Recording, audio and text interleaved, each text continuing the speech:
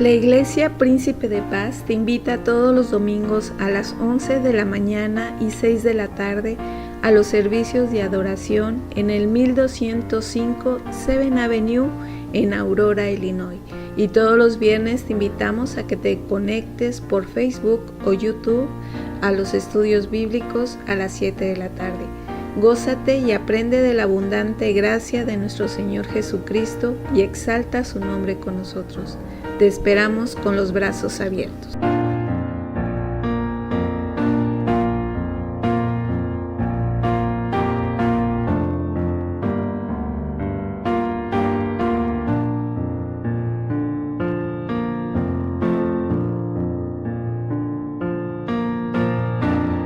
Muy buenas tardes, queridos hermanos y amigos. Gracias por acompañarnos esta hermosísima tarde de agosto aquí en el estado de Illinois.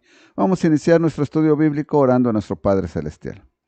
Bendito Padre Celestial, gracias te damos porque nos permite, Señor, estudiar tu palabra una vez más juntos a través de estos medios. Gracias por la tecnología. Te suplico, Señor, que tú abras nuestros corazones, escribas en ellos y que podamos entender con claridad, Señor, lo que tú tienes preparado para cada uno de nosotros. Guíanos, Señor, y también te suplicamos que tú te agrades de las alabanzas con las que queremos exaltarte, Señor. Son exclusivamente para ti, Padre, agrádate de ellas. En el bendito nombre de Cristo Jesús, Señor nuestro, en este bendito nombre oro. Amén. Bueno, hermanos, pues vamos a pasar a contestando preguntas. La pregunta de esta tarde, en lo que usted la tiene ahí en su pantalla, en lo que yo me siento aquí en el silloncito. La pregunta de esta tarde se llama, ¿a qué se refiere la Biblia cuando habla del corazón? Es una pregunta un tanto interesante, la hizo un oyente del radio que escucho y llamó para preguntarle al locutor y el locutor dijo que la iban a contestar más adelante. Así es que yo la tomé para con nosotros, ya que no tenía otra pregunta, es que la vamos a contestar nosotros. ¿A qué se refiere la Biblia cuando habla del corazón? Bueno, inicialmente usted y todos los cristianos debemos de entender, algunas personas que no son cristianas en algunas ocasiones tratan mal a la Biblia porque dicen que la Biblia no es clara. Bueno, déjeme decirle, usted como cristiano, usted debe de entender con claridad que la Biblia cuando habla del corazón no siempre habla de la misma situación. En la Biblia, en muchas de las ocasiones, para que usted pueda entender de lo que está hablando, usted tiene que ver el contexto, o sea, todas las citas en derredor para que usted pueda entender. Le voy a poner un ejemplo. Por ejemplo, la Biblia nos habla del corazón solamente como un órgano. Vaya al segundo libro de Samuel o si gusta, anótelo solamente.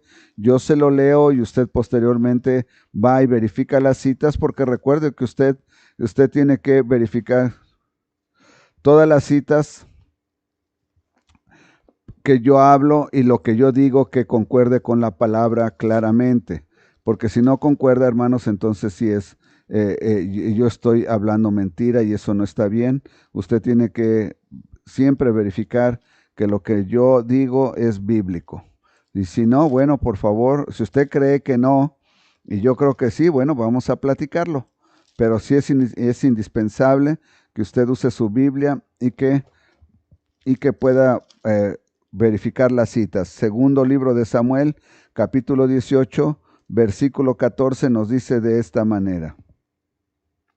Y él respondió, y respondió Joab, no malgastaré mi tiempo contigo, y tomando 3 dardos en su mano los clavó en el corazón de Absalón, quien estaba aún vivo en medio de la encina. Si usted no está familiarizado con Absalón, Absalón es el hijo del rey David, hermano de la muchacha que fue abusada por su otro medio hermano, y él quiere destronar al rey David después de que mató a aquel medio hermano y lo persigue, ¿verdad? Y cuando lo está persiguiendo entran en batalla y esta escena es precisamente donde Absalón queda trabado, tenía el pelo largo y queda trabado en unos árboles, y cuando está ahí atorado en los árboles le vienen a decirle al capitán de la guardia que ahí está Absalón y él va y toma estos 3 dardos y se los encaja en el corazón. En esta ocasión, la Biblia nos está hablando del corazón, como usted lo acaba de ver y lo puede interpretar claramente. Está hablando del corazón como un órgano, simple y sencillamente como un órgano del cuerpo humano. Eso es el corazón.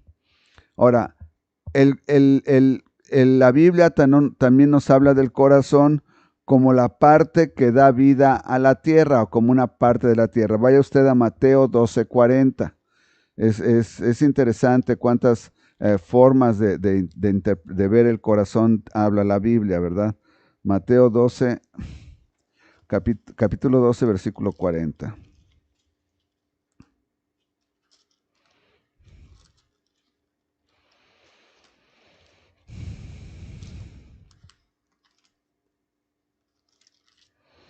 Y dice así la palabra del Señor. Porque como estuvo Jonás en el vientre del gran pez 3 días y 3 noches, así estará el Hijo del Hombre en el corazón de la tierra 3 días y 3 noches. Bueno, entonces también nos dice que es la parte central de la tierra, el corazón es la parte central de la tierra, algo profundo, y podríamos interpretar como que le da vida, ¿verdad? Así es que usted encuentra eso. Ahora, usted ya entendió 2 formas, ¿verdad?, de interpretar a qué se refiere con corazón, y usted se dio cuenta claramente que el texto y el contexto, nosotros podemos saber que no está, cuando nos habla de un órgano, cuando nos habla de la parte central, en este caso de la Tierra como planeta, ¿verdad? Ahora vamos a ver qué otras acepciones, de qué otra forma la Biblia se refiere al corazón. Vaya a Génesis 6:5 y vamos a estar ahí en Génesis, unas cuantas citas ahí en Génesis para que no pierda su posición ahí en la Biblia. Génesis 6:5.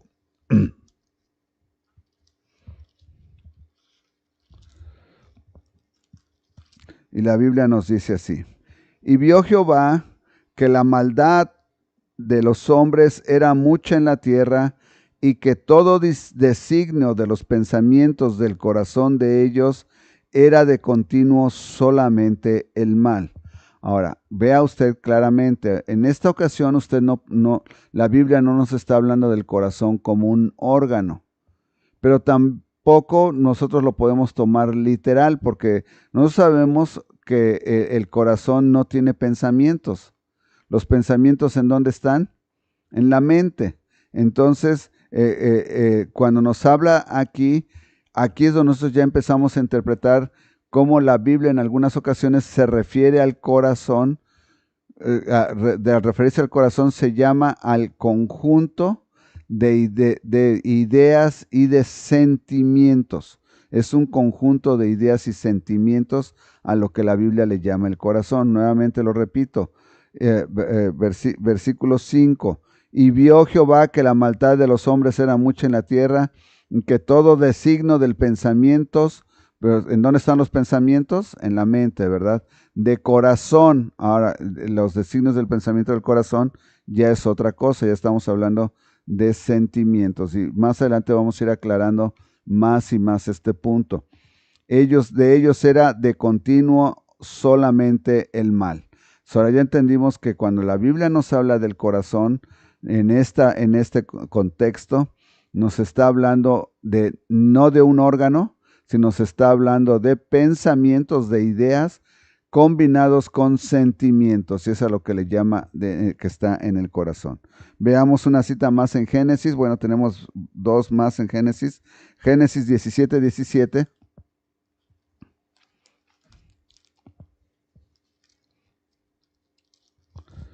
Génesis 17:17 nos dice de esta manera: entonces Abraham se postró sobre su rostro y se rió y dijo en su corazón: a hombre de 100 años ha de nacer hijo, y Sara ya de 90 años ha de concebir. Nuevamente, ¿verdad? ¿Cómo dijo? ¿Cómo dice? Y se rió y dijo en su corazón. ¿Qué quiere decir esto, hermanos? En el corazón no, literalmente no, sino quiere decir que pensó, tuvo un pensamiento profundo que involucraba sus sentimientos. Era un pensamiento, una idea profunda.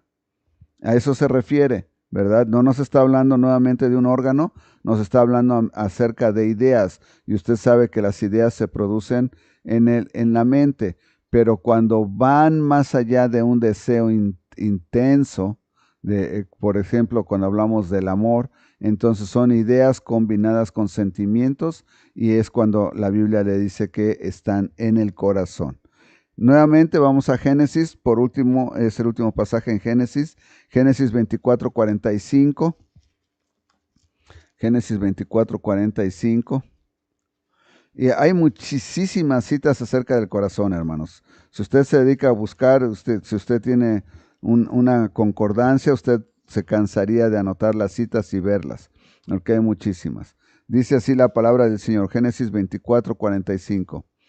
Antes de que acabase de hablar en mi corazón, he aquí que Rebeca salía con su cántaro sobre su hombro y descendió a la fuente y sacó agua y le dije, te ruego que me des de beber. Bueno, ahora usted se ha de acordar, esta es la escena donde el siervo de Isaac, de Abraham, Eleazar, va a buscar a la esposa de Isaac.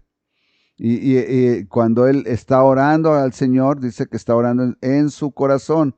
Si antes de que acabase de hablar en mi corazón, es lo que él está diciendo.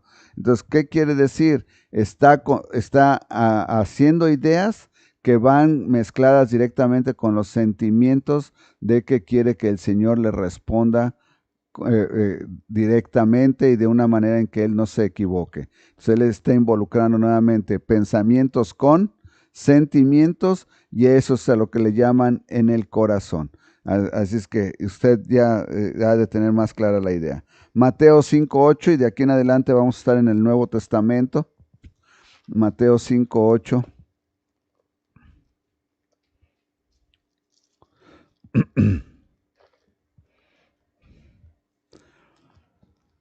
Mateo 5:8 nos dice de esta manera: bienaventurados los de limpio corazón, porque ellos verán a Dios. Ahora, cuando nosotros ya analizamos los versículos anteriores, ahora nosotros podemos ya empezar a llegar a cierta conclusión por nosotros mismos, porque tenemos la ayuda de la Biblia, ¿verdad? ¿Y cuál es la ayuda? ¿Quién es entonces el de limpio corazón? Alguien que tiene limpios pensamientos y limpios sentimientos. Ellos son los de limpio corazón. Es a lo que se refiere. Bienaventurados los, si estoy en 5:8, bienaventurados los de limpio corazón, porque ellos verán a Dios. Interesante que Dios, entonces, al que se refiere con limpio corazón, no es que usted no tenga arteriosclerosis, no es que usted no se refiere al órgano, se refiere al sentimiento con sus pensamientos. El Señor ahora busca algo de usted. Vamos a ver otra cita más ahí en Mateo 5:28. 5:28.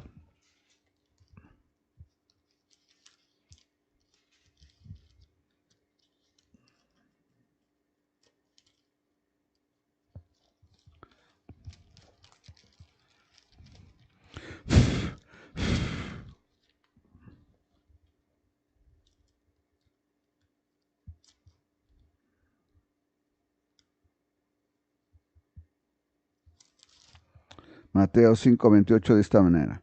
Dice de esta manera: pero yo os digo que cualquiera que mire a una mujer para codiciarla, ya adulteró con ella en su corazón.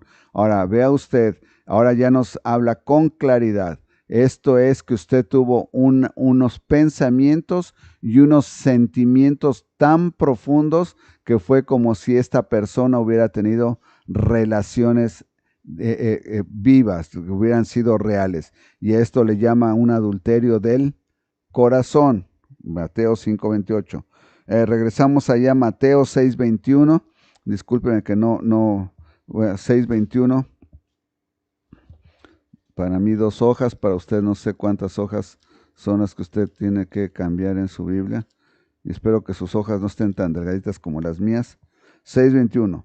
Porque donde esté vuestro tesoro, allí también estará vuestro corazón. Nuevamente, es imposible que su corazón, el órgano, esté fuera de usted.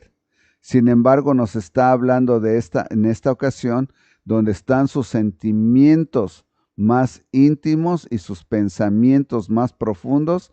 Ahí es donde verdaderamente está su corazón. Recuerde, el Señor les dijo esto porque les dice que hay personas que aunque le han dicho Señor, han ido a la iglesia, han hecho esto, realmente no son seguidores del Señor porque no son de un corazón limpio. Verdaderamente su corazón está en otro lado, está en los tesoros de otro lado. Y Mateo 9:4.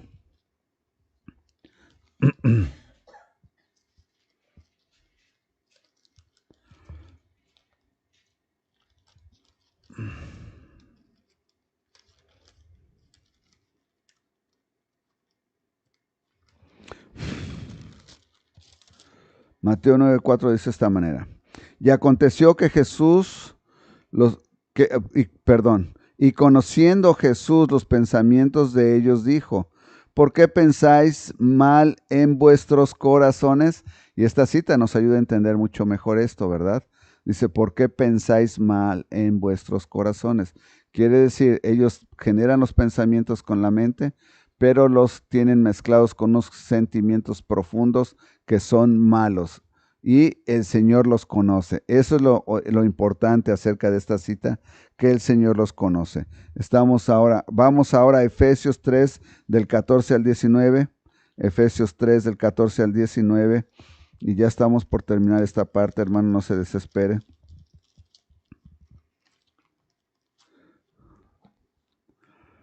Espero que esté aprendiendo y esté poniendo en práctica, y usted no sea de las personas que digan, ¿cómo el corazón puede esto? Ahora usted ya lo está entendiendo.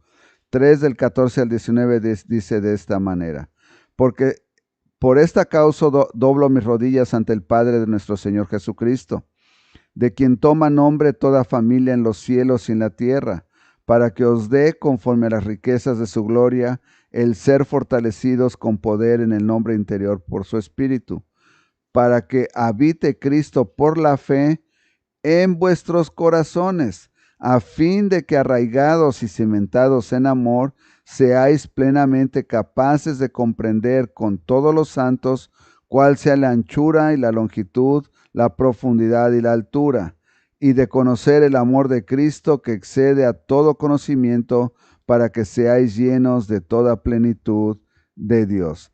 El versículo 17 entonces nos dice que para que habite Cristo por la fe en vuestros corazones. Entonces, si realmente nuestro corazón no tiene la capacidad de almacenar memorias, no tiene la capacidad de almacenar pensamientos, ¿a qué se refiere? Realmente se refiere a las ideas, a los pensamientos que usted genera y que usted decide que van a ser más importantes por sobre todas las cosas, y por lo tanto eso es como si usted los albergara directamente en su corazón. Y esto no solamente aplica al Señor Dios Todopoderoso, al Señor Jesucristo, también aplica cuando usted dice que ama a su esposa. ¿Dónde empezó todo? En su mente.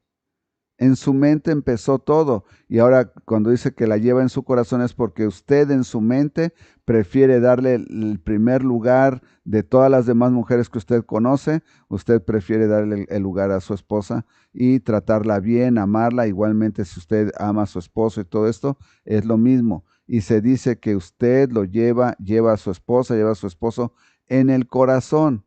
Realmente no lo puede llevar ahí, pero lo ama con pensamientos y sentimientos tan profundos que él tiene un lugar muy especial en su vida, en sus pensamientos, ¿verdad?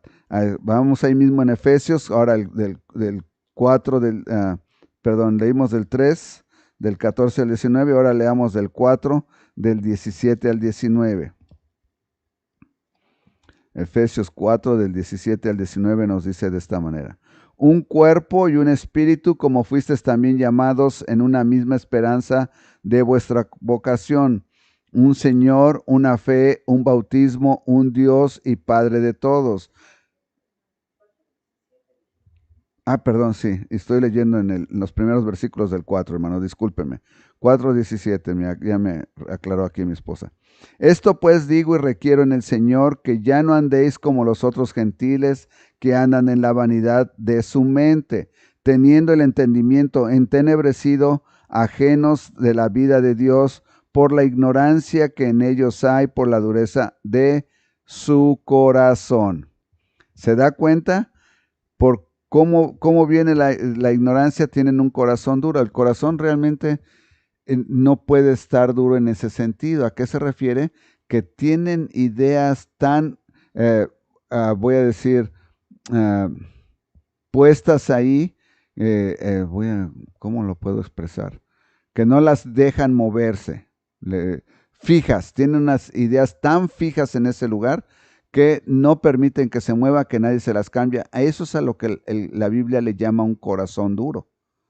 No están dispuestos a dejar que sus ideas cambien, no quieren ver lo que la Biblia les quiere enseñar, y eso es lo que la Biblia le llama cuando alguien está dispuesto a que sus pensamientos cambien, dice entonces que tienen un corazón blando, un corazón de carne, pero cuando no lo tienen, tienen un corazón de piedra. Entonces, ¿por qué sucede esto? Dice, teniendo el entendimiento entenebrecido, ajenos de la vida de Dios, por la ignorancia que hay en ellos. Recuerde que la fe viene por la palabra. La fe viene por el oír, por la palabra, ¿verdad? Por la ignorancia que en ellos hay, por la dureza de su corazón. Ellos deciden en sus pensamientos no escuchar la palabra, no creerla, y a eso le llama la Biblia dureza de corazón. ¿En dónde están? No, nuevamente le repito, no está en el corazón, está en la mente. Son pensamientos que están junto con ideas, ¿verdad? Perdón, junto con sentimientos. Y por último tenemos Jeremías 17 de 9 al 10. Jeremías, si usted a recordar este pasaje.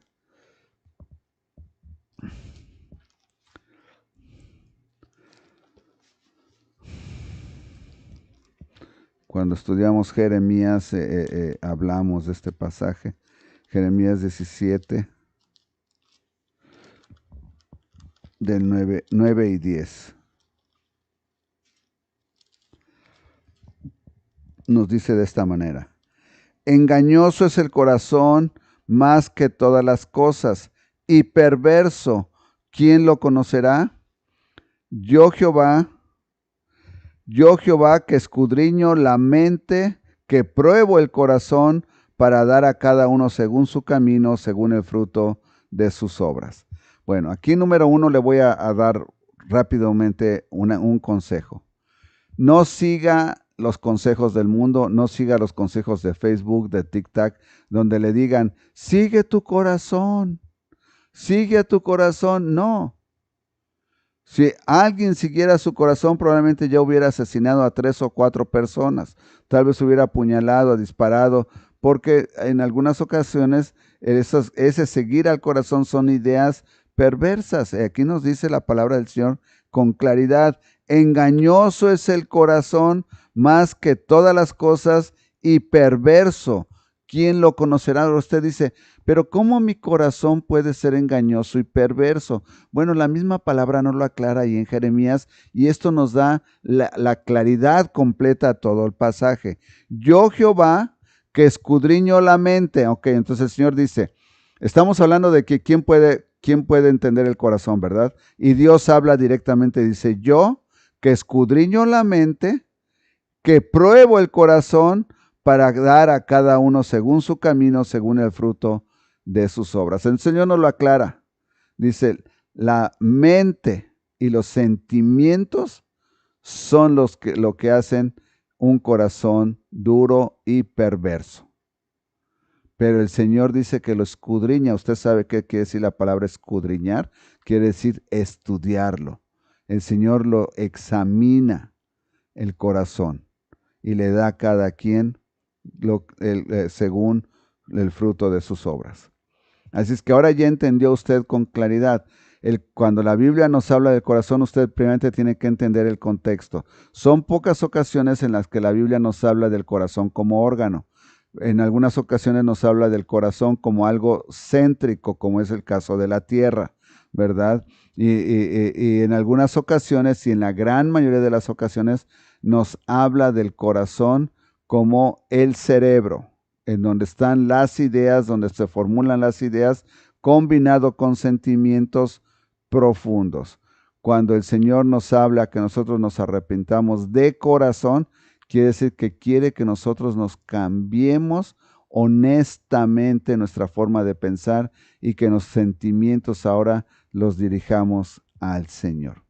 Así es que a eso es a lo que se refiere la Biblia cuando habla acerca del corazón. Es muy interesante.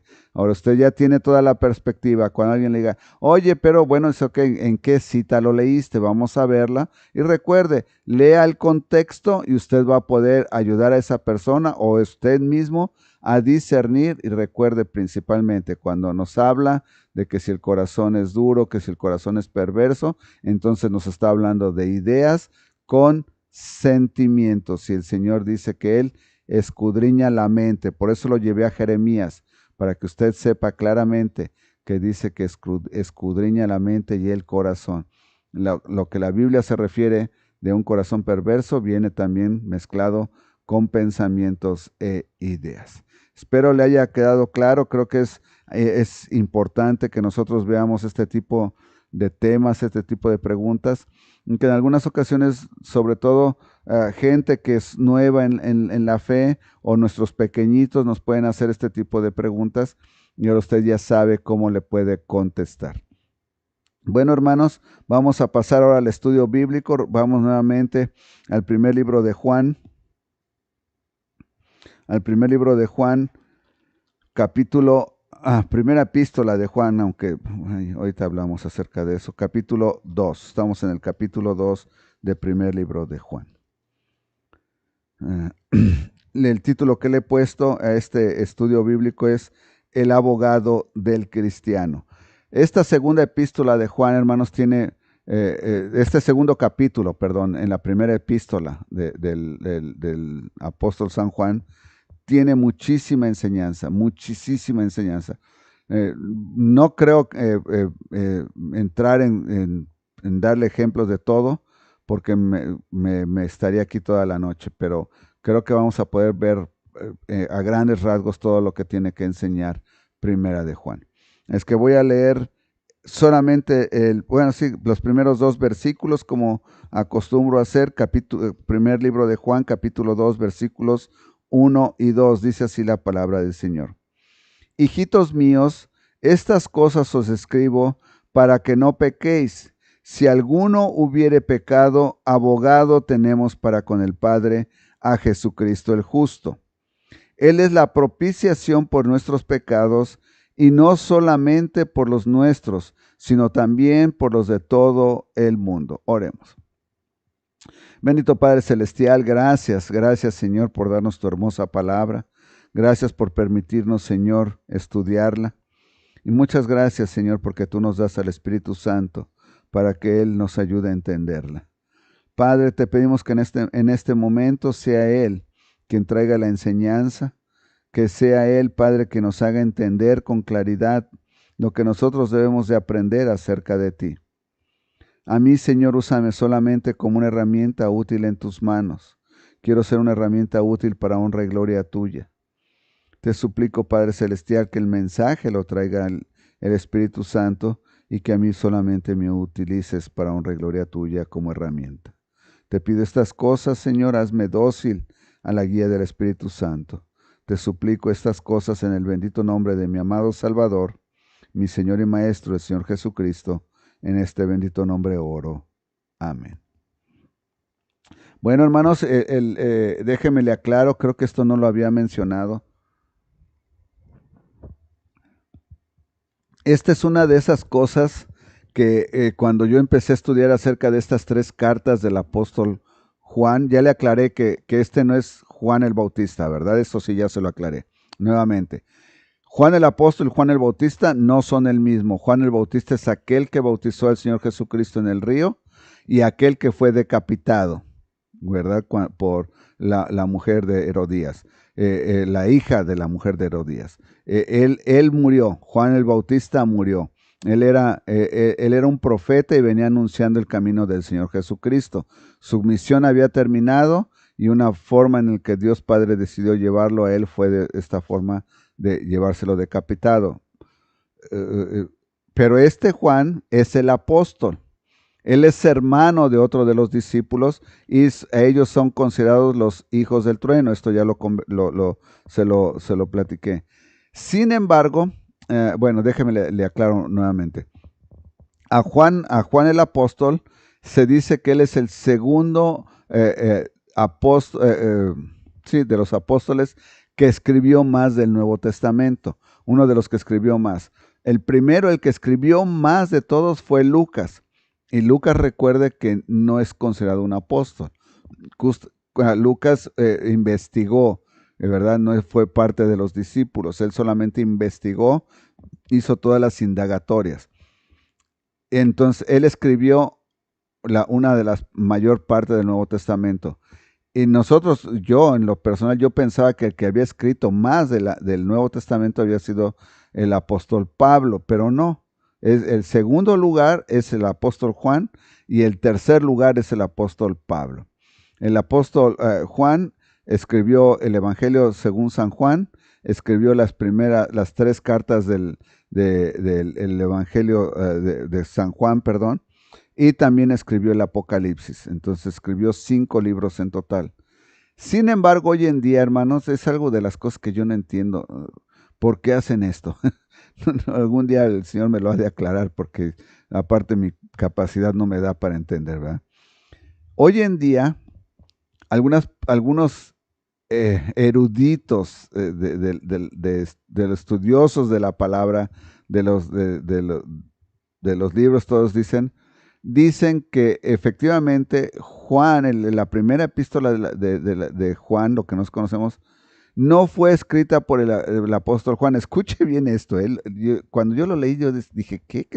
¿Están seguros lo que están diciendo, lo que escribieron?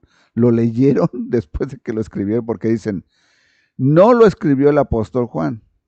Y dije, ok, bueno. Sin embargo, contiene exactamente el mismo estilo, exactamente las mismas expresiones que lo que usa Juan en las cartas 2 y 3 y en el Evangelio según San Juan.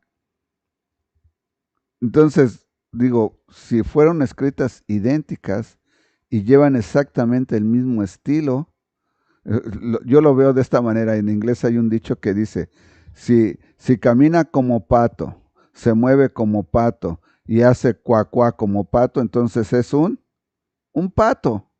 Entonces, ¿por qué le dicen a uno, pero no la escribió Juan? Wow, tiene todos los elementos de que Juan lo escribió, pero no lo escribió Juan. Pero no le dicen a uno por qué no, porque estuve investigando, no le dicen a uno por qué no. A mí se me hizo curioso este dato. Sin embargo, hermanos, está considerado un libro canónico.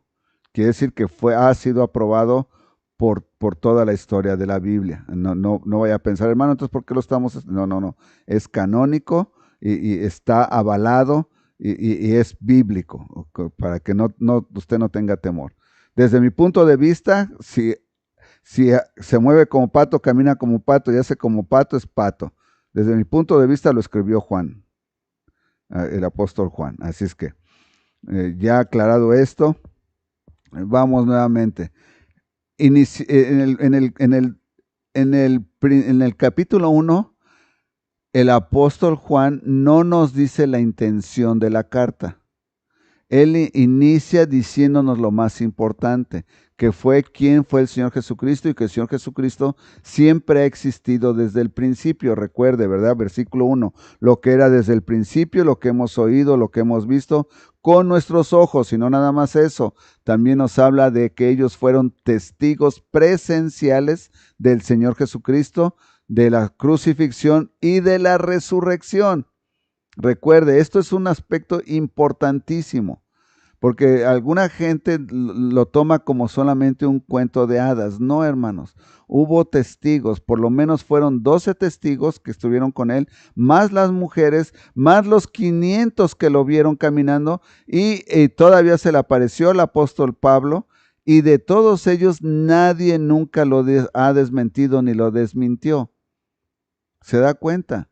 Fueron gentes que escribieron en diferentes formas, en diferentes tiempos, y compagina. Entonces, el apóstol Juan nos está diciendo, esta es la intención de esta carta en el capítulo 2, versículo 1. La intención es que, hijitos míos, estas cosas os escribo para que no pequéis. Entonces, la intención es que, recuerde, estas cartas están escritas a cristianos. La intención es que el cristiano no peque. Y dice uno, ay, apóstol Juan, pero yo soy pecador. O sea, sí soy redimido, pero mi carne sigue pecando. El apóstol Juan continúa. Y si alguno hubiere pecado, entonces dice uno, bueno, ahí estoy yo. Ahí entro yo. Espero que usted sea honesto, ¿verdad? Yo estoy tratando de serlo en este momento y acepto que he pecado. Entonces dice, y si alguno ha pecado, entonces abogado tenemos con el Padre a Jesucristo el justo. Ahora, aquí nos establece otra cosa que nosotros también tenemos que tener en cuenta. Nos establece el orden de la corte. Tenemos un abogado, ¿para quién? Para con el Padre. Quiere decir entonces que el Padre es el juez y el Hijo es el abogado defensor. Y nosotros ya sabemos quién es el acusador, que nos dice que es el acusador por naturaleza, ¿verdad? Es Satanás. Entonces ya entendemos también con esto la orden de la corte legal. Entonces, si hemos pecado, entonces mereceríamos ser llevados a la corte y ser castigados por haber ofendido al Señor Jesús, a Dios Padre, perdón, al Dios Todopoderoso con nuestros pecados. Lo ofendimos y la paga del pecado es la muerte eterna en el lago de fuego. Sin embargo, nos dice el apóstol Juan, quiero que sepan, hijitos, dice, que tenemos un abogado que intercede por nosotros. Interesante, amiga que nos ves por primera vez. No es que tú seas muy bueno. Fíjese bien, no dice, y entonces todas tus obras se van a ser puestas en una balanza. Y si tú ayudaste a los viejitos, si tú enseñaste a niños a leer, y si tú eso. No, no habla para nada de obras. Aquí nos habla del sacrificio del Hijo mismo de Dios Todopoderoso, el Señor Jesucristo. Él es su abogado. Él es quien le va a defender, ¿verdad? Abogado tenemos para con el Padre a Jesucristo el justo. Fíjese bien, nosotros somos los injustos, los pecadores, Jesucristo el justo, quien pagó por nosotros y ahora es quien intercede delante del gran juez, de su propio Padre, por nosotros. Qué hermoso que intercede por nosotros. Y Él es la propiciación por nuestros pecados, y no solamente por los nuestros, sino también por los de todo el mundo. Y aquí entramos otra vez a una palabra similar a la del corazón. La palabra mundo, la Biblia la usa de diferentes maneras. En esta ocasión nos está hablando de mundo como a todos aquellos que han aceptado al Señor Jesucristo con su corazón. No nos está hablando de toda la humanidad. Porque aunque el Señor Jesucristo, porque el Señor Jesucristo solamente murió por aquellos que le aceptan como Salvador. Aquellos que no le aceptan como Salvador no pueden gozar de la salvación a través de Él. No pueden, es imposible, no le han aceptado. Y en esto sabemos que nosotros le conocemos. Y ahora viene la siguiente cosa. Usted es cristiano, usted se dice cristiano. Usted probablemente pecó, dice, la idea es que no peques, esta es la idea. Pero si tú pecas, bueno, sabe que tienes abogado para con Dios. Ok, muy bien. El Dios Padre tiene abogado con nosotros. Y luego viene y nos dice, y en esto sabemos que nosotros le conocemos. Ahora aquí viene la prueba. La prueba es, tú te cuentas entre los que se dicen cristianos, te cuentas como un hijo de Dios, un verdadero hijo, coheredero con Cristo? Esta es la pregunta ahora, y es directa a todos los cristianos, recuerde, está escrita a todos los cristianos. La pregunta es, ¿tú te cuentas como heredero? Dice, y en esto sabemos que nosotros le conocemos. Bueno, si tú dices que le conoces, viene esto, si guardamos sus mandamientos. Fíjese, ahí. Ahora, usted me va a decir, hermano, esto es un poco complicado, lo entiendo. Sé que tal vez usted será. ¿Cómo dice que sí somos pecadores, pero al mismo tiempo que guardamos los mandamientos? No se puede. O guardamos los guardamos los mandamientos o somos pecadores, ¿verdad? Recuerde que no nadie más, el único que ha podido guardar los 10 mandamientos fue el Señor Jesucristo. De ahí en fuera nadie más los puede guardar. Entonces, ¿a qué se refiere con que guardemos los 10 mandamientos? A lo que se refiere es que usted no viva, su estilo de vida no sea ese pecado. Voy a ponerle un ejemplo. Usted dice haber conocido al Señor Jesucristo como Salvador y está arrepentido de haber visto, usted tal vez reconoce y en el momento de que aceptó al Señor dice, yo sé que el pecado más grande que tengo, el que más me puede en este momento que reconozco con el que he ofendido al Señor, voy a decir algo nada más, usted puede decir lo que usted sabe que tiene, la pornografía. Estoy arrepentido de haber pecado con la pornografía contra mi Señor. Señor, perdóname por haberte ofendido con este pecado con el que he batallado por tantos años. Me arrepiento, libérame de este pecado. Hasta aquí todo va bien. El Señor dice que Él es fiel y justo para perdonar nuestros pecados. Y cuando usted se los pide, le pide perdón de esa manera. Pero usted va a procurar no regresar a pecar ese pecado.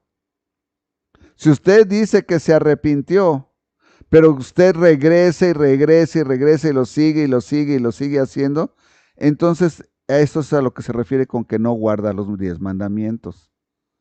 Usted tiene su estilo de vida es ese. No lo ha cambiado, nada cambió para que me explique. Nada cambió. Por eso entonces dice que no guardan los mandamientos. El que dice yo le conozco y no guarda sus mandamientos, el tal es mentiroso. Usted tiene un estilo en la iglesia usted va y dice, hermanos, pero su estilo de vida es completamente otro, completamente diferente. Entonces, ¿usted es qué? Un mentiroso, de acuerdo a esto. El tal es mentiroso y la verdad no está en él. Pero el que guarda su palabra, en este verdaderamente el amor de Dios se ha perfeccionado. ¿Se da cuenta? Entonces, una cosa es que usted peque, pero usted se arrepiente porque usted se siente muy mal, porque el Espíritu Santo le redarguye, le hace sentirse mal y usted dice, ¿cómo me atreví a pecar de esta manera contra mi Señor? En algunas ocasiones, probablemente estoy hablando solamente por mí mismo, usted puede llegar a pecar fugazmente, lo voy a decir de esa manera. Usted ve algo o a alguien y de momento usted no, su intención no fue y formula ideas y pensamientos. Pero en cuanto usted se da cuenta, dice, Señor, ¿cómo me atreví a pecar contra ti haciendo esto? ¿Me explico? Probablemente usted de momento desea algo, que le pase algo malo a un jefe, a alguien que a usted le cae muy gordo, un vecino, un primo, un hermano. Y cuando usted se da cuenta, Señor, ¿cómo me atreví? ¿Cómo me atreví a pedir esto cuando yo soy tu hijo y tú perdonaste mis pecados? Esa es la diferencia entre un cristiano que está guardando los mandamientos y que no es mentiroso, con el que no los guarda y si es mentiroso. El que no los guarda y si es mentiroso, no se arrepiente de haber cometido ese pecado. Simplemente ni reflexiona en él.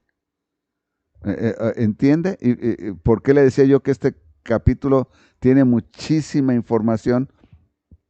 Pero el que guarda su palabra, en este verdaderamente el amor de Dios se ha perfeccionado. Fíjese, cuando usted reconoce que pecó y que la regó, y usted se siente terrible, porque usted reconoce que el Señor Jesucristo fue colgado por usted y ahora usted le falló cometiendo este pecado, es muy diferente a que usted tenga el estilo de vida de ese pecado y usted lo continúe haciendo una y otra vez.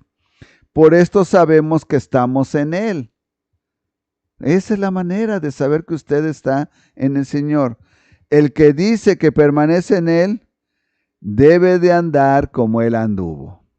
Qué hermoso termina. Entonces ahí la idea es que nosotros no pequemos, que nosotros nos mantengamos sanos de pecado, libres de pecado. Pero si usted peca, dice, sepa. ¿Por qué nos dice esto el apóstol Juan, hermanos? Es que esto es para una predicación tremenda. ¿Por qué nos dice esto el apóstol Juan? Porque hay hermanos que cuando se dan cuenta de que le fallaron al Señor, entran en una depresión tremenda y se sienten, y es bueno que se sientan mal, es bueno, pero no para entrar en una depresión. ¿Por qué? Porque ahora nosotros tenemos que recordar que tenemos un abogado el cual ya pagó por nuestros pecados.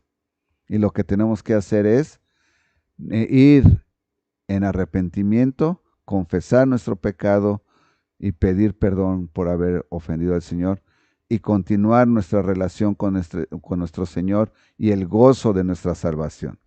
Eso no se llama hipocresía. Eso solamente es hipocresía, como le decía, si usted tiene ese estilo de vida. Si es su estilo de vida el que usted esté en ese pecado.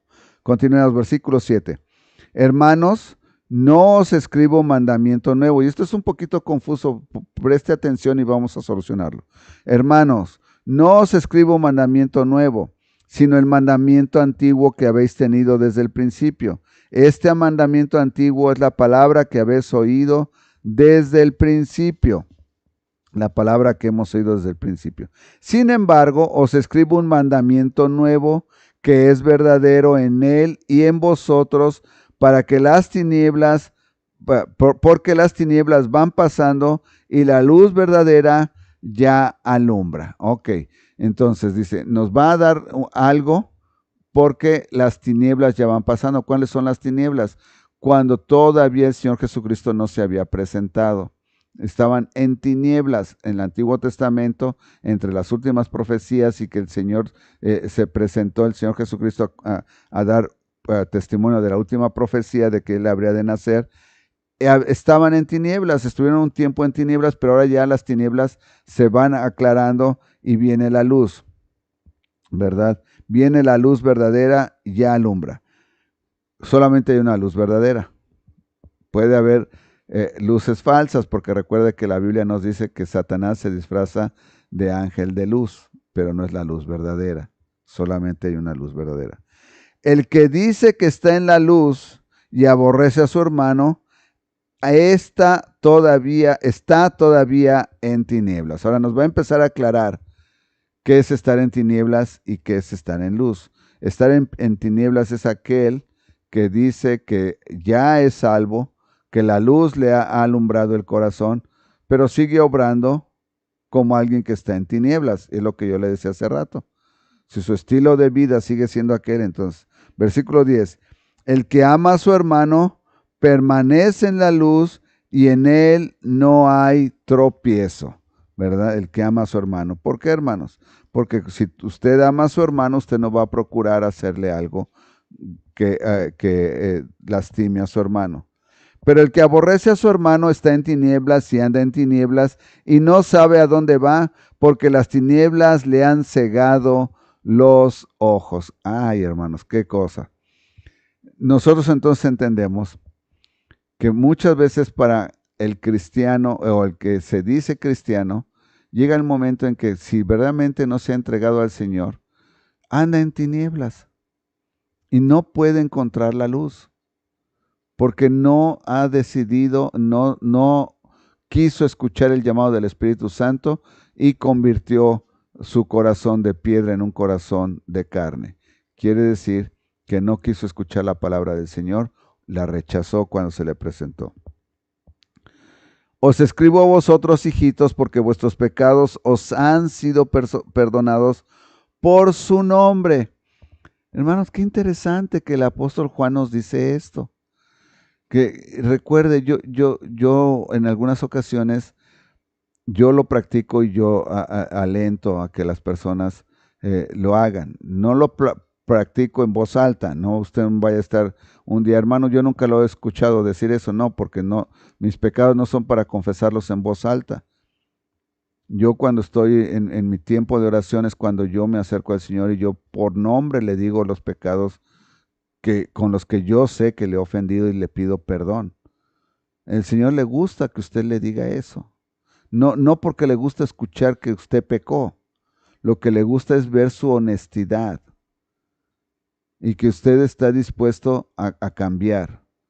Señor, sé que la regué, voy a decir, viendo otra vez pornografía. Sé que la regué tomando nuevamente, me embriagué y no tuve control de mí. Formulé pensamientos, ideas acerca de personas. Usted sabe cómo ha pecado. Inventé un chisme, inventé mentiras. Usted sabe. Dígale al Señor, porque aquí nos dice cómo que el Señor os ha sido perdonador, los pecados han sido perdonados por su nombre. Os escribo a vosotros, hijitos, porque vuestros pecados han sido perdonados por su nombre. Ahora, usted puede estar interpretando que los pecados, como lo acabo de hacer yo en este momento, han sido perdonados por el nombre del pecado, pero también puede interpretar que han sido perdonados por el nombre del Señor Jesucristo, quien es quien pagó por estos pecados. Os escribo a vosotros, padres, porque conocéis al que es desde el principio. ¿Quién es desde el principio, hermanos? El Señor Jesucristo, ¿verdad? En el principio Dios creó los cielos y la tierra. Y recuerde, Juan nos dice, lo vimos, lo fuimos a ver, que a través de Él fueron creadas todas las cosas y por Él se sustentan. Os escribo a vosotros, padres, porque conocéis que Él es desde el principio. Os escribo a vosotros, jóvenes, porque habéis vencido al maligno. Os escribo a vosotros, hijitos, porque habéis conocido al Padre.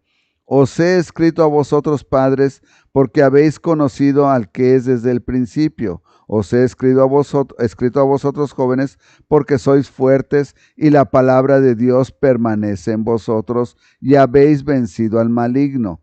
No améis al mundo. Ok, nos dio una serie de individuos, ¿verdad? Los jóvenes, los padres. ¿Por qué?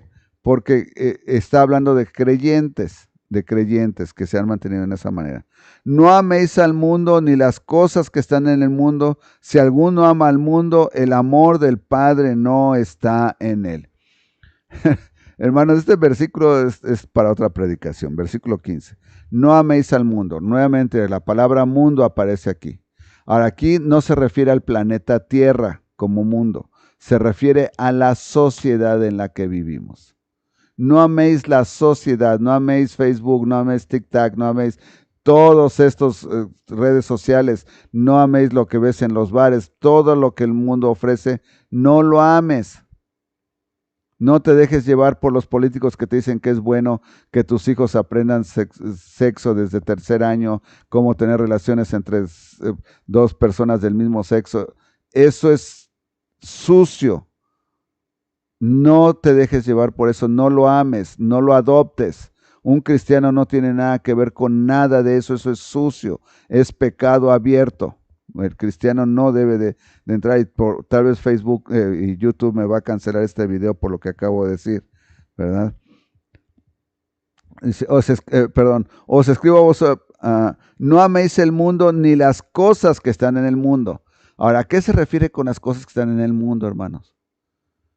Y por favor, entiéndame, si usted vino a Cristo con ciertas marcas de lo que usted amó del mundo anteriormente, por favor no lo tome como que lo quiero ofender a usted. En este momento yo voy a hablar de aquellos cristianos que se dicen cristianos, que ya siendo cristianos de tiempo, empiezan a adoptar ciertas prácticas del mundo. Este es a lo que se refiere esta parte. Yo, por ejemplo, yo soy cristiano de hace, voy a decir, de hace 40 años. Y de repente llego con un tatú. O llego con una una perforación en las orejas o unas extensiones. Y usted, las personas que me conocen, ¿cómo? La Biblia es a lo que se refiere. Esto usted no lo sacó de la Biblia, usted lo sacó del mundo. Y no es válido que usted, ya siendo cristiano, copie esas cosas del mundo. ¿Me explico? Usted no va a adoptar el que las mujeres jovencitas o quien sea decidan deshacerse de sus bebés en aborto. Porque eso es del mundo, eso no es de Dios. Si usted lo adopta, usted está amando al mundo. Y puedo continuar con muchas cosas. El punto es el punto que yo quiero que usted entienda es esto. Cuando usted se vea tentado a adoptar una de estas cosas, pregúntese, ¿esto lo estoy sacando del mundo o lo estoy sacando de la Biblia? ¿Es algo que el Señor me sugiere que yo haga o yo lo estoy copiando del mundo? Si lo estoy copiando del mundo, es una alerta roja. Quiere decir que usted está poniendo más atención en las cosas del mundo que en las cosas de Dios. Póngase. El capítulo dice, el versículo 15 dice, no améis el mundo ni las cosas que están en el mundo. Ok, ¿cuáles son las cosas del mundo? Lo que el mundo ofrece, riquezas, fama, todo esto, ¿verdad? Ni las cosas que están. Si alguno ama al mundo, el amor del Padre no está en él. ¡Wow! Fíjese qué conclusión es el apóstol Pablo, el apóstol Juan.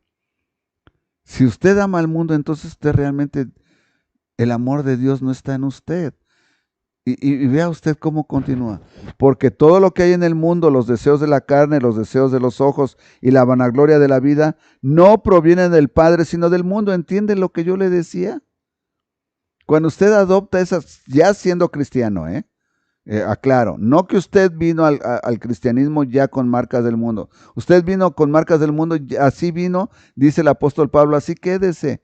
Ya lo hizo, fue cuando no era cristiano, lo entendemos, el Señor lo entiende y pagó también en la cruz del Calvario por ello.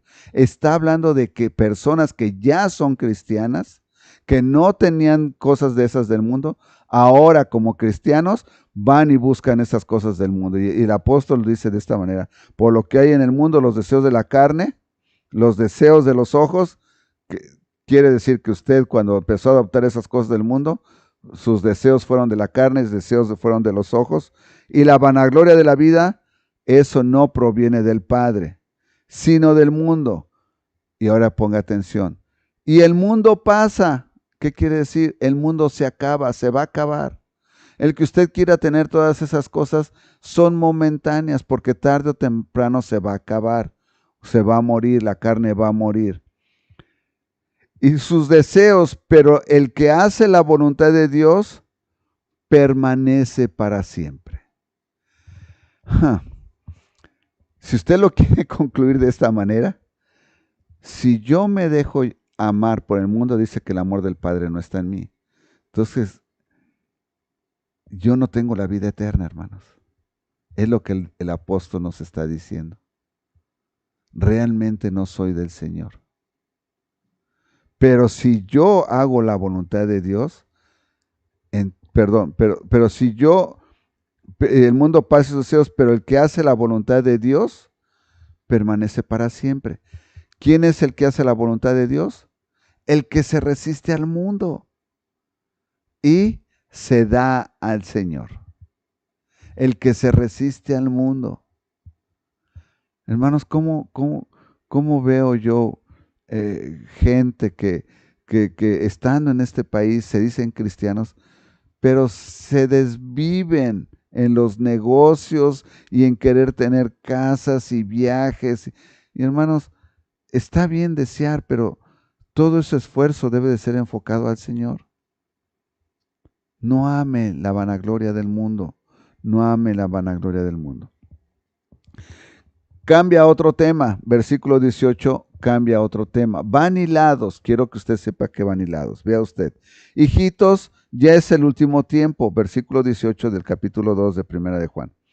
Y según vosotros oísteis que el anticristo viene, así ahora han surgido muchos anticristos, por esto conocemos que es el último tiempo. Ahora recuerde, el último tiempo empieza desde el Nuevo Testamento, desde el Señor Jesucristo, desde que Él resucitó, empieza el último tiempo. ¿Cuándo va a terminar? No sé, hermano, solamente Dios Padre Todopoderoso lo sabe. No me pregunte, no le voy a saber contestar esa pregunta. Salieron de nosotros, ok, han surgido muchos anticristos, ¿verdad? Por esto conocemos que es el último tiempo, o sea, sabemos que estamos en los últimos tiempos porque hay muchos anticristos, no solamente uno. Sabemos que el Apocalipsis nos habla de un anticristo, vamos a hablar del anticristo, el más grande de todos, el que se va a oponer de una manera tremenda. Pero no es el único que ha existido. Realmente anticristos son todos aquellos que están en contra de Cristo. De una o de otra manera, ellos son anticristos, es lo que nos está diciendo. Ahora, los va a empezar a hacer notar, vea el versículo 19. Salieron de nosotros, pero no eran de nosotros, porque si hubieran sido de nosotros, habrían permanecido con nosotros, pero salieron para que se manifestase que no todos son de nosotros. Y esta es la parte triste, porque si usted ya es cristiano de más de 10 años en la iglesia, usted ha encontrado, probablemente se acordará de gente que usted conoció en la iglesia. Probablemente fueron nuevos que vinieron y aceptaron al Señor como Jesucristo como Salvador. Probablemente hasta se bautizaron y vinieron probablemente por 1 año, 6 meses, 8 meses, 2 años, 3 años, se fueron y nunca más los ha vuelto a ver. O si los ha vuelto a ver, andan en el mundo. ¿Qué me refiero? Andan pecando abiertamente. No están guardando lo que nos decía el apóstol Juan. A ellos es a los que se refiere que salieron de nosotros, esos son los que se dice salieron de nosotros, pero no eran de nosotros. Fíjese bien, estaban entre nosotros, pero no eran de nosotros. ¿Cómo se lo explico? De esta manera muy sencilla. Imagínese que usted tiene un corral y en el corral usted tiene ovejas y tiene cabras. Las cabras se salen y se van, porque no, las cabras son así, son desobedientes, son animales que toman decisiones por sí mismas, salen y se van. Estaban entre ellos, salieron de las ovejas, pero no eran de las ovejas. ¿Me explico? Estaban en el mismo corral de las ovejas, pero no eran de las ovejas. Eso es. Porque si hubieran sido, habrían permanecido con nosotros, pero salieron para que se manifestase que no todos son de nosotros. Es que, hermanos, yo estoy de acuerdo con algunos hermanos que dicen, hay que ir y buscarlos. Sí, estoy de acuerdo, la Biblia dice que vayas, pero si no quiere regresar, hermano, usted no está obligado en estarle rogando y yéndolo a buscar, no. Eso es algo de él con Dios. De él con Dios.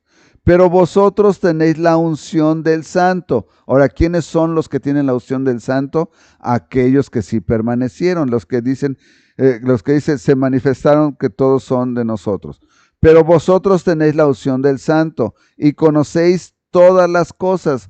¿Cuál es la unción del Santo, hermanos? El Espíritu Santo, recuerde, ¿verdad? El Espíritu Santo es la unción. Fuimos sellados con el Espíritu Santo. Y Él es quien le redarguye, Él es el que le hace sentir mal cuando usted peca. No os escribo esto como si ignoraseis la verdad, sino porque la conocéis y porque ninguna mentira procede de la verdad. ¿Quién es el mentiroso sino el que niega que Jesús es el Cristo? Este es anticristo, el que niega al Padre y al Hijo. Ahora usted, hermanos, usted va a encontrar aquí que en esta categoría, y lo dice la Biblia, no lo digo yo, usted va a encontrar que un grupo, una secta de personas que andan tocando puertas e invitando, ellos niegan dicen creer en Jehová y que ellos dan testimonio de Jehová, ¿verdad? Y su nombre de estas personas pero sin embargo ellos niegan al Hijo.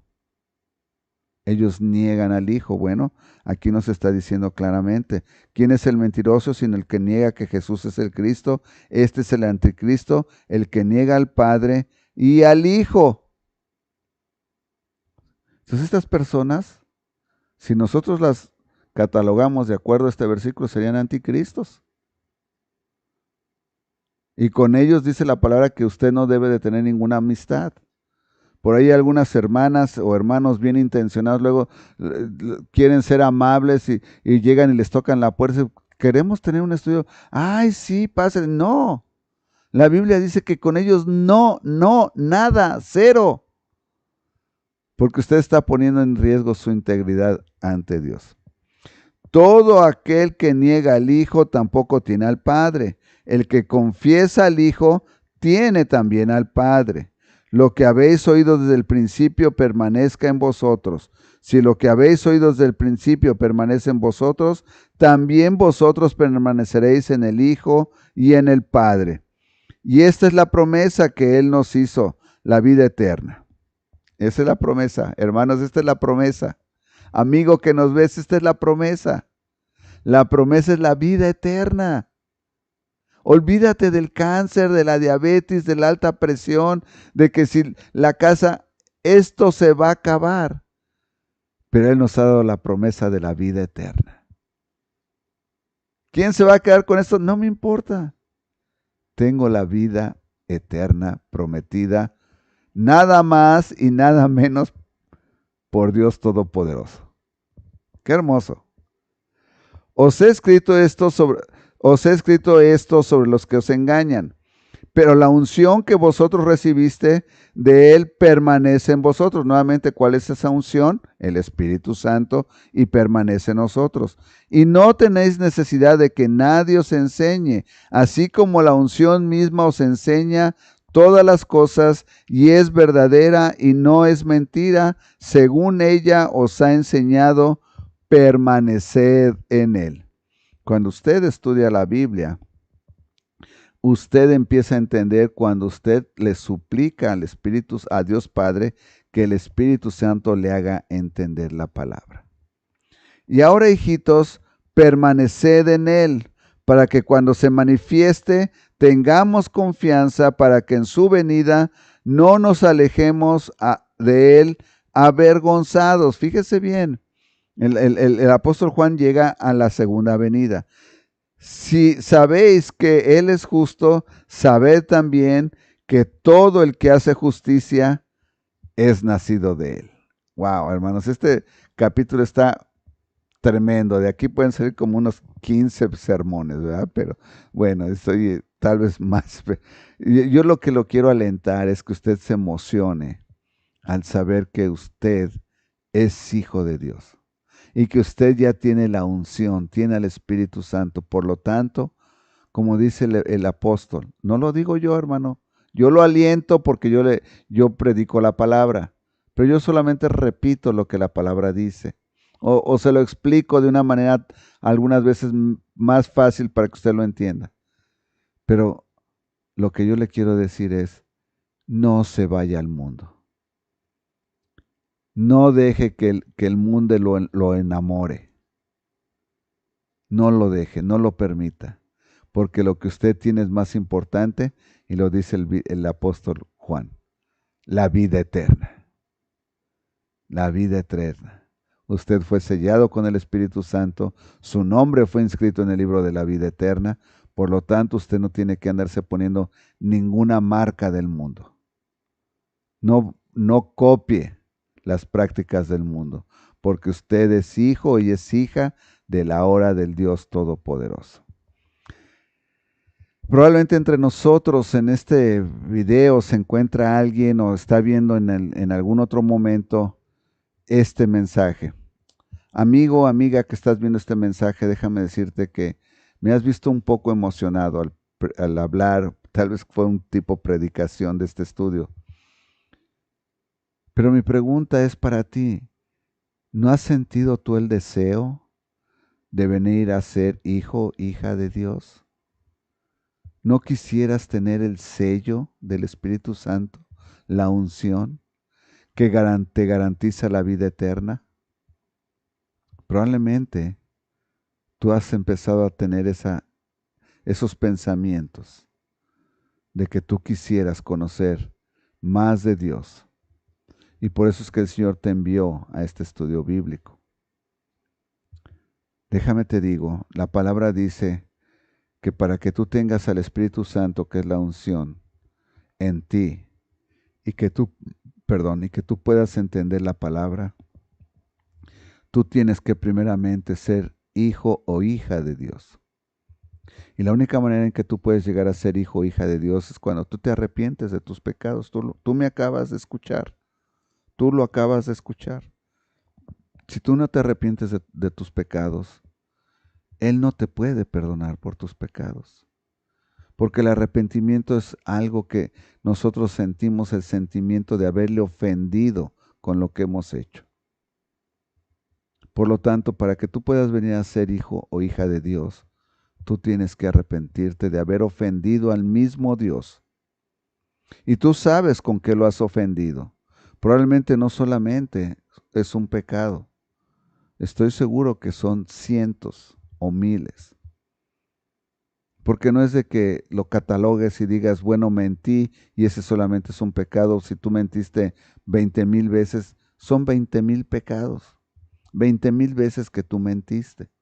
Si tú has tenido malos pensamientos, son 20,000 pensamientos o el número que tú hayas tenido. Y cada uno cuenta independientemente. Por lo tanto, para que tú puedas tener perdón de pecados, la única manera que tú puedes pedir ser perdonado de tus pecados es si tú te arrepientes de haber ofendido a Dios mismo con tus pecados. Y el Señor promete que cuando tú te arrepientes de haber pecado contra Él, Él provee al Señor Jesucristo, como tú lo acabas de escuchar en el estudio, para que pague por tus pecados. Sí, es un trato muy injusto para el Señor Jesucristo, porque Él es justo, Él nunca ha pecado. Y para poder ser obediente a Dios Padre, Él tiene que llevar tus pecados a la cruz del Calvario y pagar por ellos para que tú no pagues y tú puedas ser aceptado en el reino de Dios.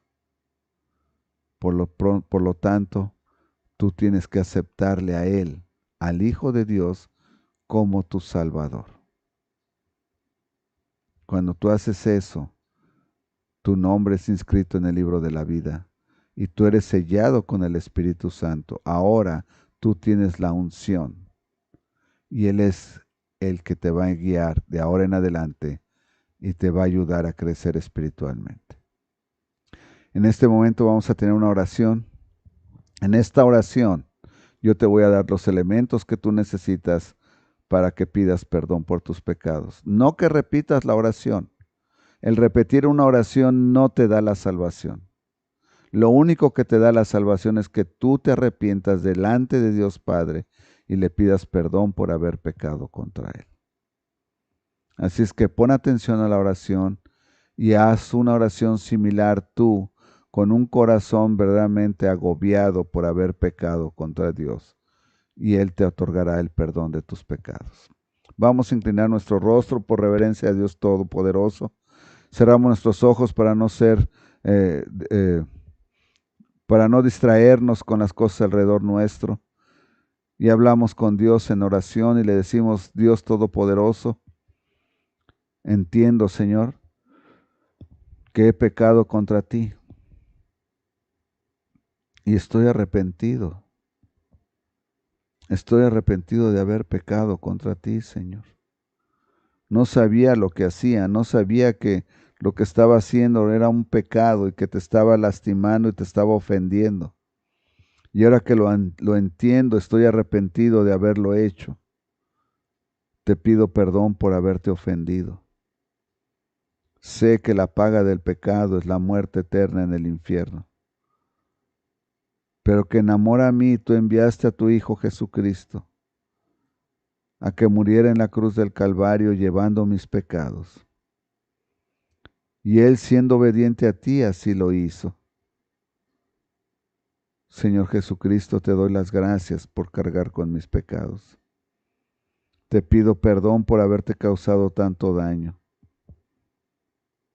Padre Celestial, reconozco que el Señor Jesucristo es mi Salvador, que solamente Él pudo llevar mis pecados porque yo no podía pagar por ellos. Te pido, Padre, que me otorgues la salvación, que escribas mi nombre en el libro de la vida eterna y que me selles con el Espíritu Santo, que a partir de hoy me hagas tu hijo, tu hija, y que nunca más me aparte de ti. Te lo suplico en el bendito nombre del ahora mi Salvador, el Señor Jesucristo. En este bendito nombre oro. Amén. Espero usted haya hecho o haga esta oración más tarde y le entregue su vida a Cristo. Nos gustaría que, si usted así lo hace, nos envíe un mensaje para saber que usted, a través de este mensaje, recibió a Cristo como su Salvador. Bueno, pues sin más por el momento, déjeme darle algunos anuncios. El primero es que todos los días a las 7 de la tarde estamos teniendo una cadena de oración para que el Señor aumente los miembros de la congregación y también nos ayude a crecer espiritualmente. Y mañana 23 de agosto, sábado 23 de agosto, saldremos a repartir invitaciones. Está invitado, si usted quiere ser parte de este equipo, que estamos poniendo todo de nuestra parte para que el Señor haga que la congregación crezca. Usted está invitado y será bien recibido, aunque usted no sea parte de esta congregación, si usted es parte de otra congregación, pero el Señor le está moviendo a que nos apoye a alcanzar a otros para Cristo, usted es bienvenido. Mañana nos reuniremos en el 1205 de la 7th Avenue, en Aurora, Illinois, a las 10 de la mañana. Mañana 23 de agosto para salir a repartir invitaciones. Bueno, sin más por el momento, si no hay nada más pendiente ahí, vamos a ser despedidos con palabra de oración. Padre, muchas gracias por habernos permitido reunir, Señor, para estudiar tu palabra. Gracias por enviar al apóstol Juan, a que nos diera, Señor, esta enseñanza tremenda. Gracias porque como cristianos sabemos que tenemos un abogado para contigo, Señor. Gracias también porque Él nos ha dado la vida eterna. Gracias, Padre Celestial, por tu amor. Gracias por llamarnos por nombre. Te pido que todo aquel que ha visto este video pueda acercarse y a tener una comunión más íntima contigo. Te lo suplico en el bendito nombre del Señor Jesucristo, en este bendito nombre oro. Amén. Estamos despedidos, que Dios le bendiga, que tenga buen fin de semana.